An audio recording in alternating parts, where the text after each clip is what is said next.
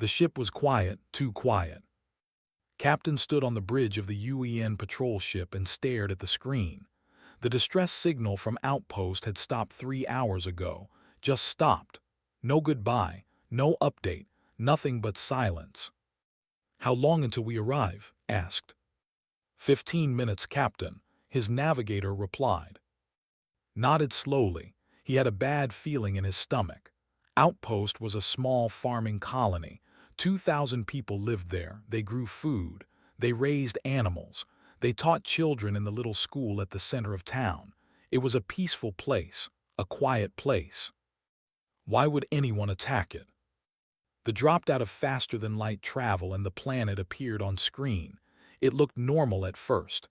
Blue oceans, green land, white clouds, but then saw the smoke, black smoke rising from where the colony should be. "Take us down," he ordered. His voice was calm, but his hands were shaking. The ship landed at the edge of the colony, was the first one out. He walked through the main gate and stopped. His legs would not move anymore. Bodies everywhere. Men, women, old people, young people, they lay in the streets, they lay in the doorways, they lay in the gardens they had been working in when death came for them. The smell of burning filled the air. Buildings were broken. Windows were shattered. The beautiful little colony was now a graveyard. Dr. Sora came up beside him. She was the ship's doctor. She had seen many bad things in her life, but she had never seen anything like this. "Captain," she whispered, "what happened here?" Could not answer, he just started walking. He walked past the broken homes, past the destroyed shops, past the bodies of people who had been alive just hours ago. His crew followed him in silence. Some of them were crying, some of them looked angry, all of them were scared. They reached the center of the colony. This was where the school was. This was where the orphanage stood. Stopped and looked at what was left. The orphanage was burned to the ground. Nothing remained but black ash and twisted metal. The school was still standing, but its doors were sealed shut with some kind of alien metal. Walked closer and looked through a window. He fell to his knees. Inside the school, children lay on the floor. Dozens of them, maybe hundreds. They were not moving. Their faces were frozen in fear.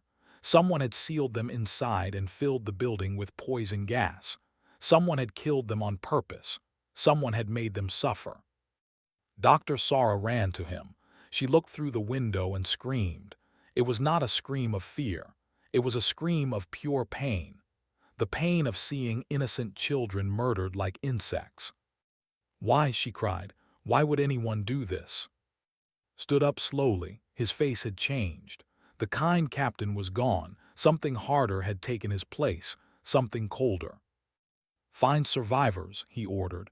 "Search every building, every basement, every hiding place. Someone must have lived." His crew spread out across the colony. They searched for hours. They found no one, just more bodies, more death, more horror. The attackers had been very thorough. They had killed everyone they could find. But they had not found everyone. A young soldier named was searching a destroyed house when he heard something, a small sound, a whimper. He followed the sound to an air vent near the ceiling. He climbed up and looked inside. Two small eyes stared back at him. "Captain," he shouted, "I found someone." Ran to the house, was carefully pulling a small girl out of the vent. She was 7 years old, maybe 8. Her clothes were torn and dirty. Her face was covered in dust and tears, but she was alive. Dr. Sara took the girl gently in her arms. "It is okay," she whispered. "You are safe now. What is your name?" The girl did not speak. She just stared at nothing. "Her name is," said. He was reading a small bracelet on her wrist. "Park." Knelt down in front of the girl. He said softly, "Can you tell us what happened? Can you tell us who did this?" Did not answer. She could not speak. The horror she had seen had stolen her voice, but she reached out with a shaking hand and picked up a piece of burned paper. She found a black stone on the ground, and she began to draw. She drew tall creatures. They stood on two legs like humans, but they were not human. They had hard shells like insects. They had long arms with sharp claws. They had glowing marks on their bodies that shined in the dark. Their eyes were cold and empty. Looked at the drawing. He knew these creatures. Everyone knew them.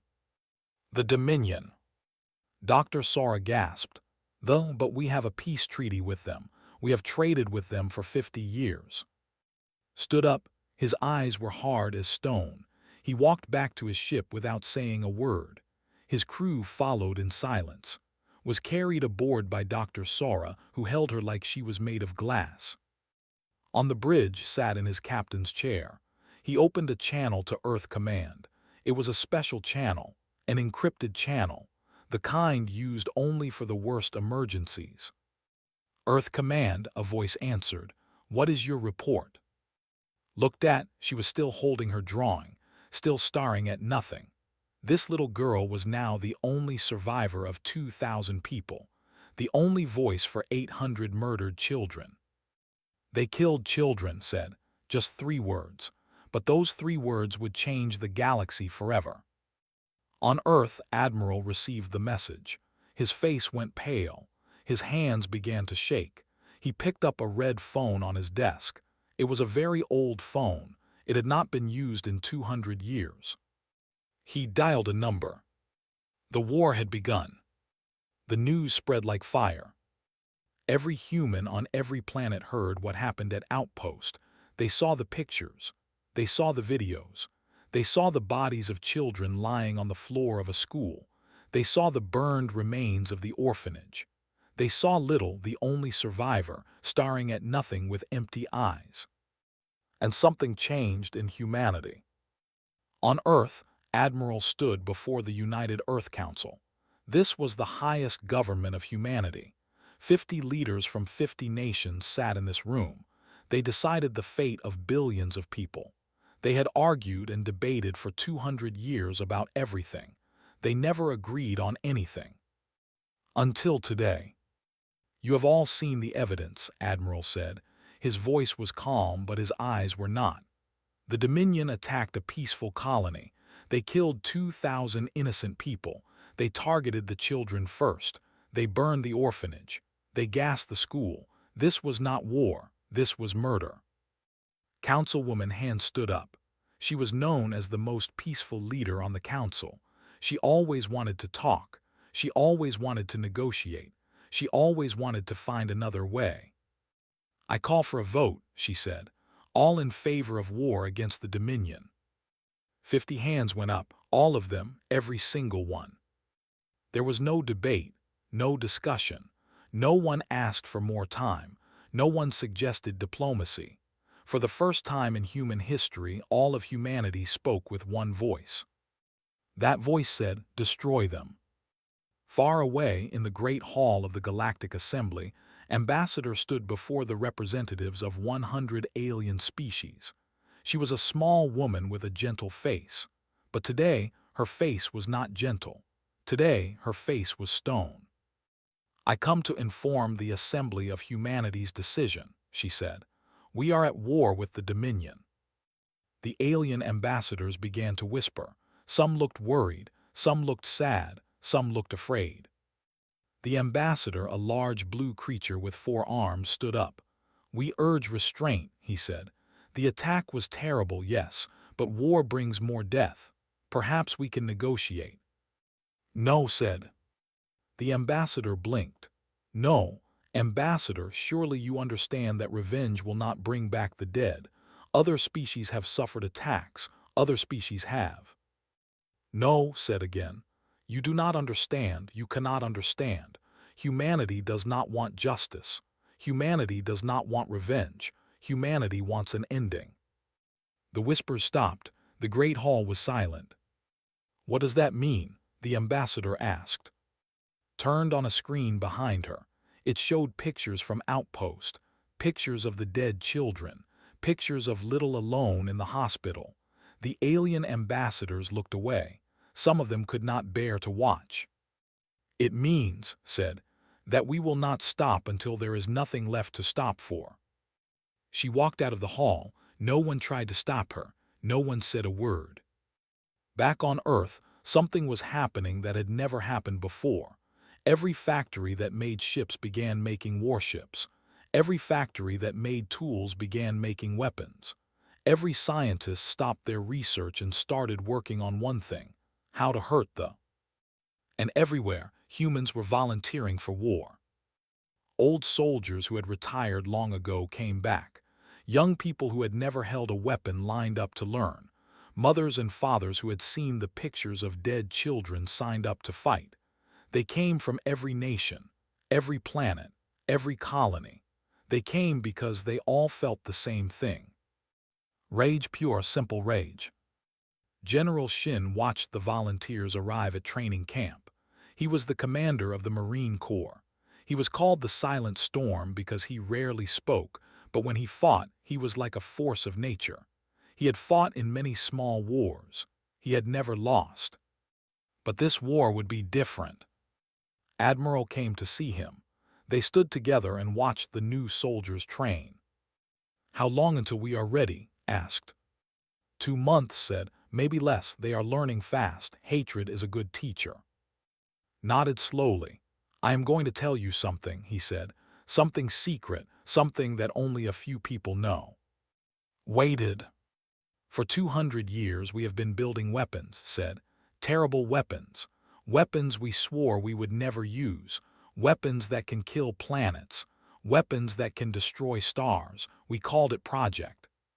Did not look surprised. "I always knew," he said. "I always knew we had something hidden just in case." "The Council has approved their use," said.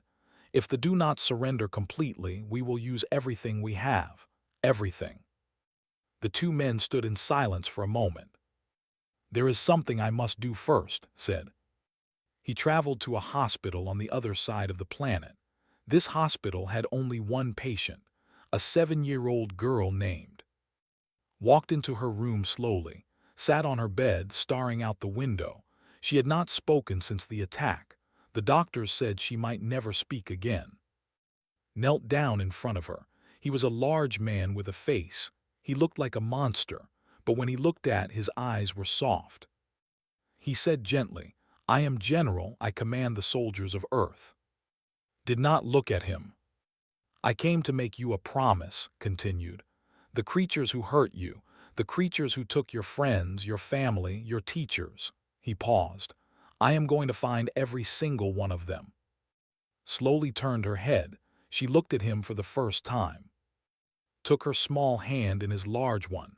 "Every single one," he said again. "That is my promise to you." A tear fell from Sai, then another. Then she was crying, really crying. The first time she had cried since the attack. Dr. Sora, who was watching from the doorway, began to cry too. Held's hand until she fell asleep. Then he stood up and walked out of the hospital. Far away on the planet called Prime, the High Matriarch sat on her throne. She was the ruler of the Dominion. She had ordered the attack on Outpost. She had wanted to teach the humans a lesson, to show them that they were strong, to make them afraid. Her advisors came to her with news. Humanity had declared war. Humanity was building weapons. Humanity was angry. The High Matriarch laughed. "Let them be angry," she said. "They are soft creatures, emotional. They will rage for a while and then they will want to talk. They will want peace. All species do. We will give them a few victories to make them feel strong and then we will negotiate. They will accept. They always do." Her advisors nodded and left. The High Matriarch smiled and closed her eyes. She had no idea what was coming. They did not see them coming. Commander Minu stood on the bridge of the UN destroyer Black Fury. Around him, 50 human warships waited in the darkness of space. They had traveled for 3 weeks in complete silence. No radio signals, no light, nothing that could warn the enemy. Ahead of them, a border station floated in orbit around a small moon. It was a military base. 5,000 soldiers lived there. They had weapons. They had ships. They thought they were safe. They were wrong. "All ships," Minu said into his communicator, "attack." The human fleet moved like shadows. Their new weapons fired without sound. Blue light flashed across the darkness of space. The border station exploded before anyone inside knew what was happening. The ships around it tried to run. They did not get far. One by one, they turned into fire and metal and nothing. It took 7 minutes. 7 minutes to destroy a base that they had spent 50 years building. Minyu watched the explosions fade. His face showed no emotion. "Send a message to Earth Command," he said. "First target destroyed, moving to second target." The fleet jumped to faster-than-light travel. They were gone before any distress signal could reach Prime. But the Black Fury was not alone. Across the border, human ships attacked everywhere at once. Communication stations were destroyed. Supply ships were captured. Military bases were turned to dust. They tried to fight back.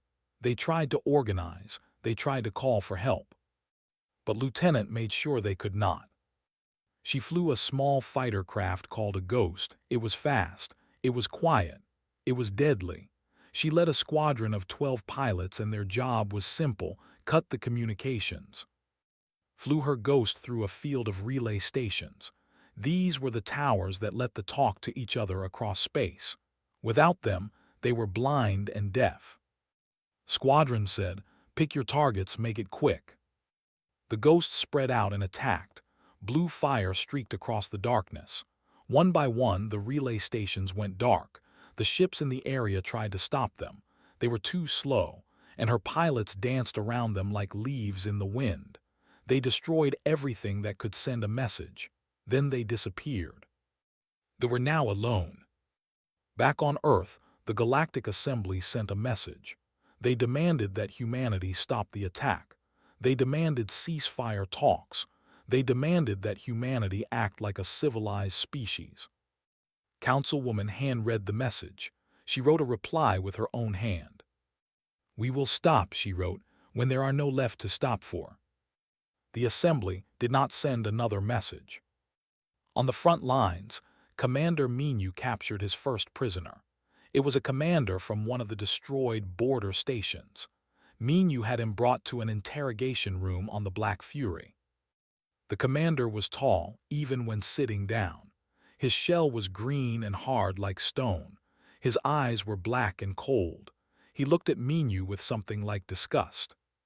"You cannot win," they said. "We are the Dominion. We have conquered 30 species. We have ruled this part of the galaxy for 10,000 years. You are just soft creatures who cry over your dead." Minyu sat down across from him. "Who ordered the attack on Outpost?" They laughed. It was an ugly sound like rocks scraping together. "The High Matriarch herself. She wanted to teach you a lesson. She said humans needed to learn their place. She said targeting the young ones would break your spirit." Minyu's face did not change, but something shifted in his eyes, something dark. "Break our spirit," he repeated quietly. "Yes," they said proudly. "Your children are your weakness, we knew that. Every species has a weakness. Yours was obvious." Minyu stood up slowly. He walked to the door of the interrogation room. Then he stopped. "You were wrong," he said without turning around. "Our children are not our weakness. They are the reason we will burn your entire civilization to ash." He walked out. The commander was sent to Earth. He would spend the rest of his life in a prison cell, watching as his people disappeared from the galaxy. On a secret research station orbiting Jupiter, scientist completed his work. He was a quiet man with gentle hands. He had spent his life trying to cure diseases, trying to save lives. Now he had created something that would end them. It was called Lullaby. Lullaby was a biological weapon. It was designed to attack only bodies. It would spread through their air, their water, their food. It would make them sleep, first for hours, then for days, then forever. Looked at the small container in his hands. Inside was enough lullaby to kill 1,000,000. He felt sick. He felt ashamed. But then he remembered the pictures from Outpost, the children on the floor, the burned orphanage, Little with her empty eyes. He sent a message to Admiral, Lullaby is ready.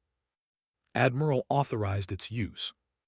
The war continued for 3 more months. Human ships pushed deeper and deeper into space. Every world that resisted was conquered. Every fleet that fought was destroyed. They had never faced an enemy like this. An enemy that did not want victory. An enemy that wanted extinction. Some tried to surrender. Human ships accepted their surrender, but they did not let them go. The prisoners were sent to holding stations far from the front lines. They would not be released until the war was over, if there were any left to release. Other alien species watched from far away. They sent messages to each other, private messages, worried messages. "The humans have gone mad," the ambassador wrote to his government. "They are not fighting a war. They are erasing a species. And the worst part is they are winning. I do not think anything can stop them." The Galactic Assembly met again. They debated what to do. Some species wanted to help others wanted to stay far away, most just watched in horror. No one intervened. On Prime, refugees began to arrive from the border worlds. They brought stories that made the other tremble. Stories of human ships that appeared from nowhere. Stories of weapons that could not be stopped. Stories of soldiers who fought without fear, without mercy, without hesitation. The High Matriarch listened to these stories.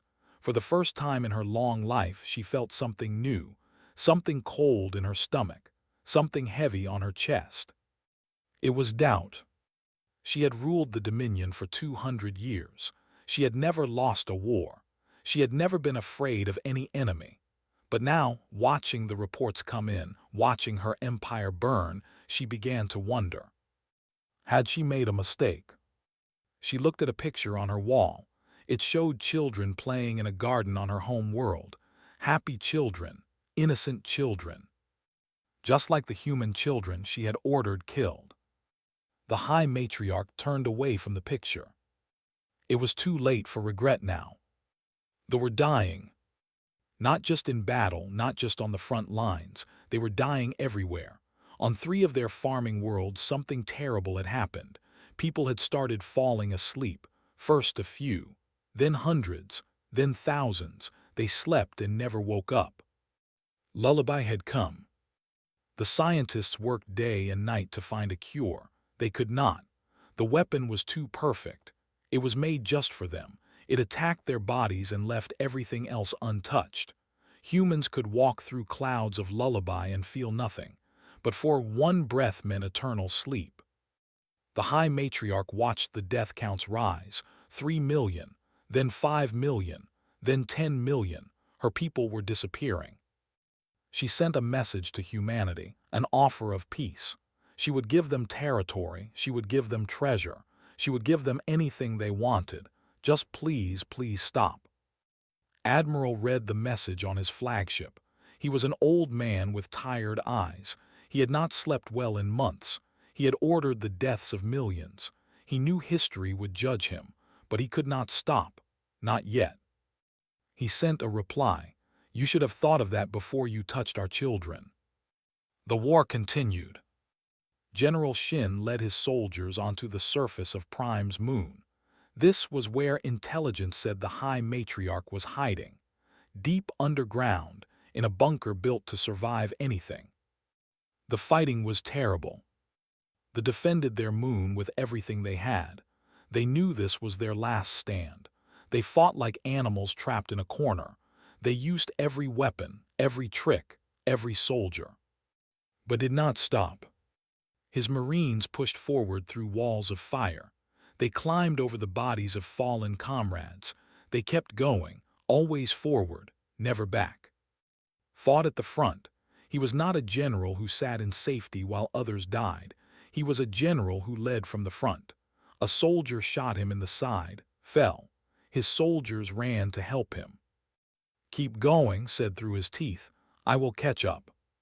His medic patched the wound quickly. It was bad. He should go back, he should rest, but stood up and kept walking. He had made a promise to a little girl. Far from the front lines, Dr. Sora worked in a field hospital. Every day, wounded soldiers arrived. Some had burns. Some had lost arms or legs. Some just stared at nothing, their minds broken by what they had seen. She treated them all, human and alike. Yes, some soldiers were captured alive. They were wounded, dying. The rules of war said they should receive medical care. Sara followed those rules. But not everyone agreed. A young Marine walked into her hospital one day. He saw Sara treating a wounded that had a broken leg. He was unconscious. He was no threat to anyone. "Why are you helping that thing?" the Marine asked. His voice was cold. "Because I am a doctor," Sara said. "I help everyone." "They killed children," the Marine said. "They do not deserve help." Sara stopped working. She looked at the young Marine. She saw the hatred in his eyes, the same hatred she saw in more and more human faces these days. "If we stop being human," she said quietly, "then they have already won." The Marine stared at her, then he walked away. Sara went back to work, but her hands were shaking. She wondered if she was right. She wondered if anyone was right anymore. On Earth, Councilwoman Han received visitors. They were ambassadors from other alien species. They came together, which was unusual. They never agreed on anything. "We beg you to accept the surrender," the ambassador said. "This war has gone too far. You are destroying an entire species. History will call this genocide." Looked at them, she was tired too. Everyone was tired, but she could not stop. "History," she said slowly. "Let me tell you about history. In human history, we have done terrible things to each other. We have learned that lesson. We do not destroy our own kind anymore. But we also learned something else." The ambassadors waited. "We learned that some things cannot be forgiven," said. "We learned that some crimes deserve an answer so terrible that no one will ever commit them again. They killed our children on purpose to teach us a lesson." She stood up. "Now we are teaching them one." The ambassadors looked at each other. They had no more arguments. "You will become monsters," the ambassador said quietly. "Perhaps," said, "but our children will be safe. No species in this galaxy will ever harm a human child again. They will look at the empty space where the Dominion used to be, and they will remember." The ambassadors left. They told their governments what they had learned. Every alien species in the galaxy received the same message: do not interfere, and never, ever threaten human young. On Prime's moon, General finally reached the bunker. His wound had opened again. His uniform was wet with blood. He could barely walk. But he kept going. His soldiers broke through the final door. Inside, they found guards lying on the floor, asleep. Lullaby had reached even here. The bunker that was supposed to be the safest place in the Dominion was now a tomb. But the High Matriarch was not there. Searched every room, every corner, nothing. Then he found a secret passage. It led deep underground, deeper than the bunker, deeper than anyone expected. He followed it alone. His soldiers tried to come with him. He ordered them to stay. "This is something I must do myself," he said. He walked through the dark tunnel for what felt like hours. His blood left a trail behind him. His vision was getting blurry, but he did not stop. Finally, he reached the end, a small room carved from stone, and there she was. The High Matriarch sat on a simple chair. She was old. Her shell was cracked in places. Her eyes were tired. She looked up without fear. "So," she said, "you found me." Stood in the doorway. He was breathing hard. His wound screamed with pain. "Why did you run?" he asked. The High Matriarch smiled sadly. "I did not run, I was waiting. I wanted to speak with someone, one human, before the end." Said nothing. "I wanted to understand," she continued, "why you are doing this. Other species would have accepted payment. Other species would have taken territory. Other species would have declared victory and gone home. But you want to destroy us completely, all of us, every in the galaxy." Nodded slowly, "Yes." "Why?" the High Matriarch asked. They were just human children. Every species loses young ones. It is sad, but it is life. Why are humans so different? Thought about her empty eyes, about her small hand in his. Because, he said, we are not like other species. We love our children more than we love ourselves, more than we love peace, more than we love our own souls. He took a step forward. You did not just kill children, he said. You killed our future. You killed our hope. You killed the only thing we would die for, the only thing we would become monsters for. The High Matriarch closed her eyes. I understand now, she whispered. I made a terrible mistake. Yes, said, you did. He raised his weapon. General did not shoot.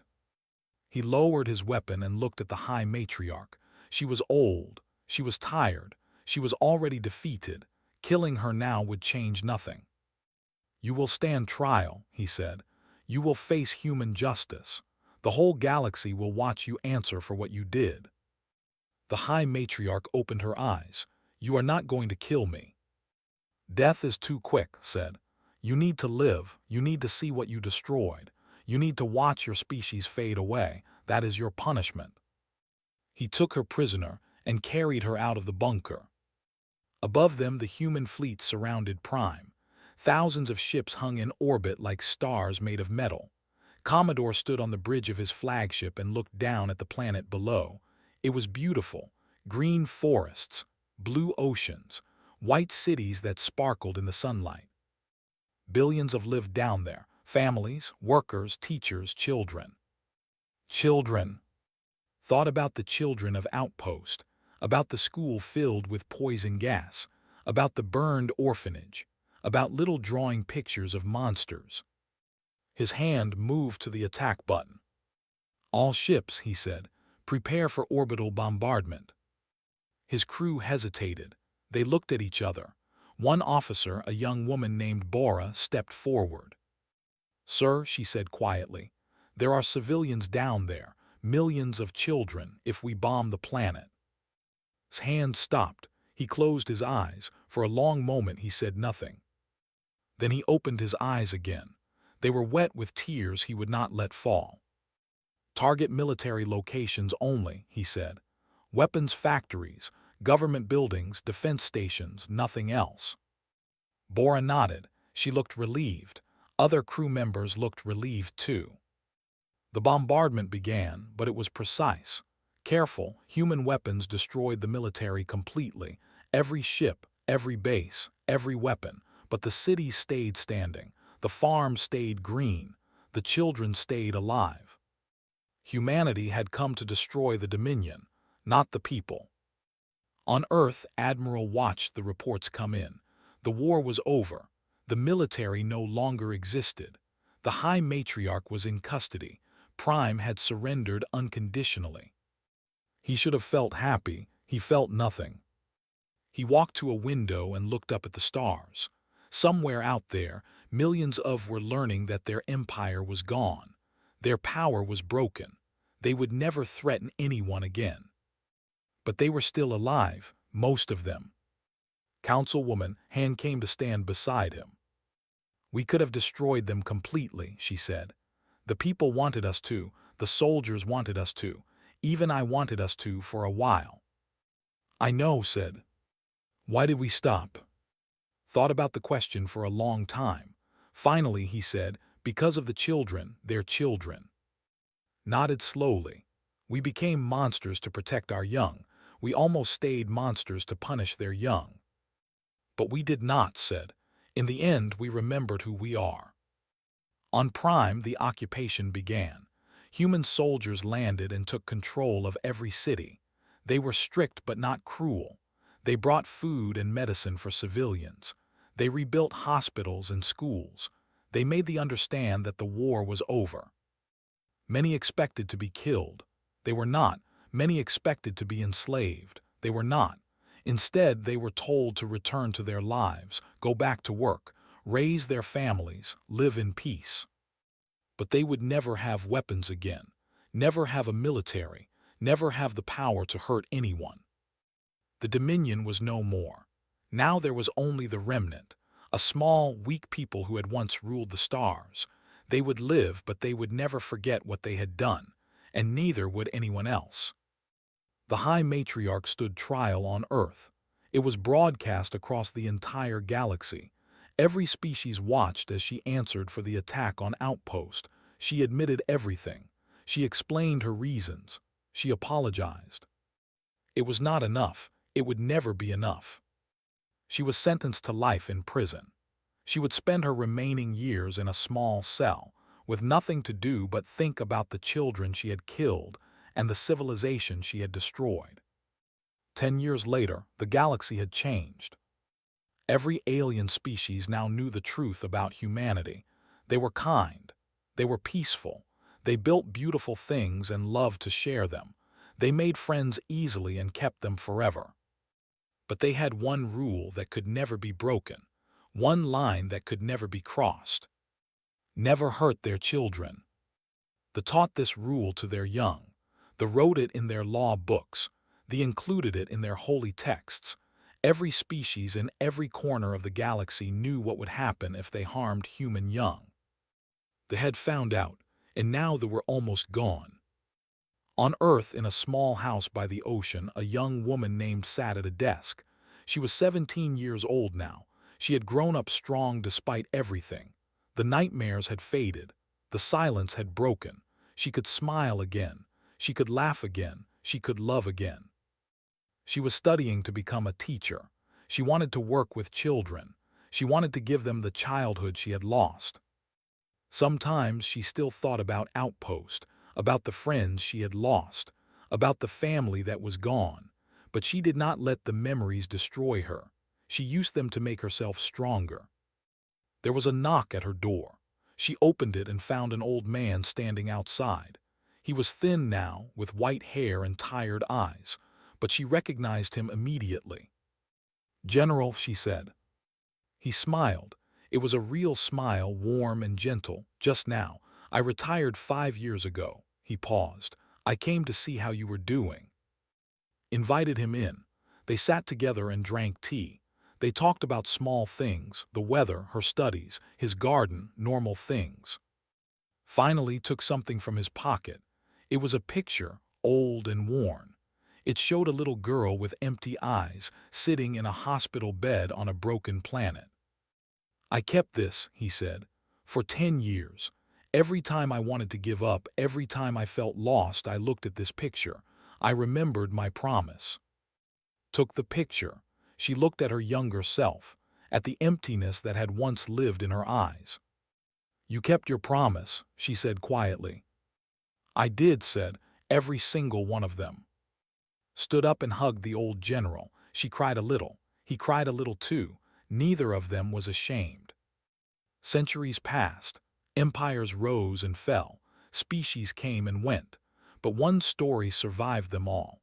It was told in every language, on every world, in every corner of the galaxy. The story of humanity. The species that loved its young more than anything else in the universe. The species that would cross any line, break any rule, become any monster to protect them. Alien parents told this story to their children at night. It always ended the same way. "Be kind to the humans," they would say. "Be good to them, trade with them, make friends with them. They are the most loving species in the galaxy, and that is wonderful." Then they would pause, and their voices would grow serious. "But never hurt their little ones. Never even think about it, because humans will do anything for their children, anything at all." The children would listen with wide eyes. They would nod solemnly, and they would remember. In her house by the ocean, grew old and had children of her own. She told them stories about the stars, about the colonies humanity had built, about the friends they had made among the aliens. She never told them about Outpost. Some memories were too heavy for children to carry. But she made sure they knew one thing. "You are loved," she would say every night. "More than you can imagine, more than anyone can measure. Remember that always." Her children would smile and close their eyes. And somewhere in the stars, the galaxy slept peacefully. knowing that human children were safe. Because everyone had learned the lesson. Everyone remembered the cost. Everyone knew better now. The end.